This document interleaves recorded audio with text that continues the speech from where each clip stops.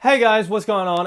Hope you're all doing well today. We're going to be talking about edification, okay? So I've kind of touched on it in the past, but this is going to be far more in depth, right? Um, so first, I'm going to be talking about it from the perspective of a new person, someone that's like just got into the business, right? Um, so I'm going to kind of explain why edification's like the tool that it is first. So everyone makes their decisions kind of based out of emotion and not logic, right? So everyone wants to think that they're like purely logical, right? Um, but it's about only 1 in 20 people that'll actually make their decisions based out of logic and not emotion, right? So we've kind of got to take advantage of that for their benefit, all right? Emotions tend to be like a more primitive decision making matrix from like the Stone Ages and stuff. So we can kind of tap into that for their benefit as well as our own, I guess. Um, so yeah, since very few people actually make their decisions from logic, it only really makes sense to have a presentation that appeals to their emotion and not just their logic, right? Because the logic appealing to their logic is going to render a pretty bad result if you think about it. Um, so basically, the way you appeal to their emotion is you want to find out what they want for themselves, their family, and their future, okay? And then you can just start connecting that dream, that goal, to the business, right? And kind of showing them how the business can be a vehicle for getting to that destination, that goal, right?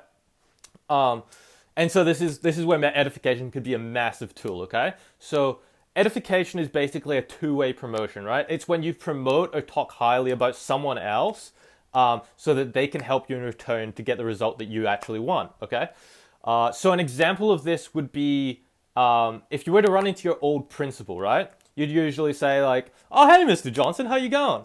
And the fact that you're like, I don't know, X amount of years, like 10, 15 years out of school, and you're still calling him Mr. means that he's been edified fairly permanently in your brain, okay? Um, and so this usually happens because everyone else is affording him that respect of calling him Mr. Um, or and this can be in addition to, but you call him by like his first name one time, right? Not necessarily to him, but like to a teacher or something. And so the teacher's gone.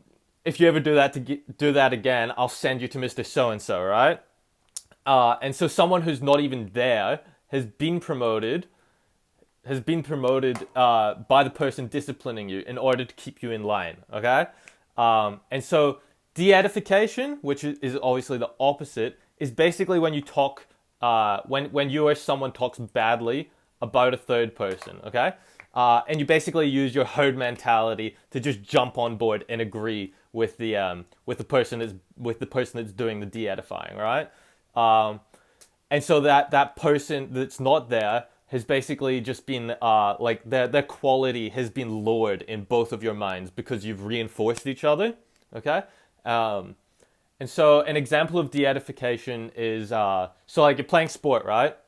And you blow out your knee, torn ligaments and everything, right? You rush to the hospital, and just before you're about to go in for surgery, the cleaning staff come by. They look at your report, your board, and they're just like, "Oh, you got Dr. Smith. Good luck, man." Like, yeah. And then they just walk away, right? You wouldn't have a really high opinion of him, would you? You'd be pretty concerned for the future of your surgery, right?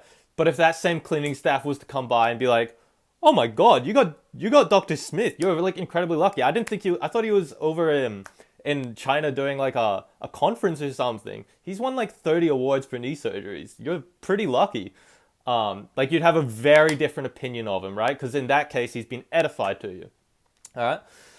So one rule of edification is that you can never actually directly promote yourself. Okay. So if I go on here and I'm just like, "Oh, I'm the best salesman ever. You should listen to everything I say."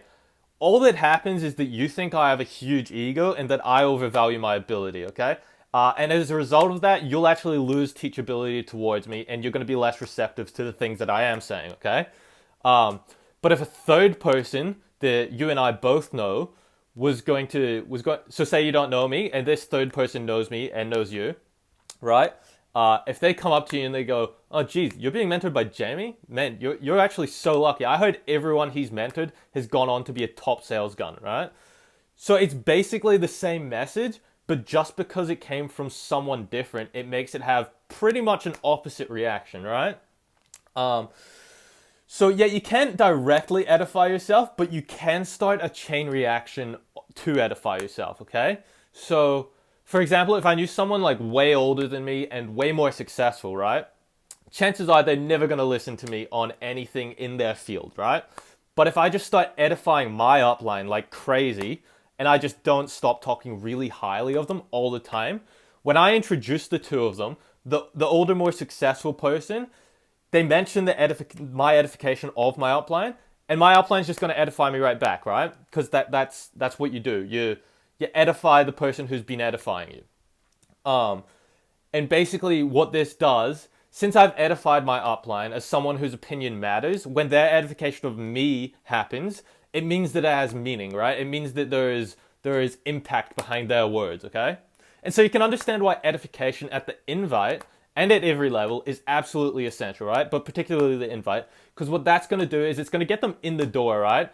And when they're in the door, that's where they're going to get all the information they need to keep them in the room, okay? And keep them around pretty much the tool of their success, which is business. So yeah, whenever you bring someone to a meeting, you always edify at least one or two people at the meeting, because people aren't going to generally come in for the plan, right? They're going to come in to meet the type of people that you're associating with, the type of people that you've been talking up, okay? And it's also important. It's also important that you continue to edify at the plan and at all future meetings, okay? Just to reinforce that edification further. And if you're unsure of what to say during your edification, all you have to do, just like in most situations where you're unsure, is just to ask your upline. Your upline they're always gonna be there to counsel with you, and help you out along the way, because they benefit from your success. So if you can't trust their personal intentions, you can trust that they have a selfish interest in you doing well, okay?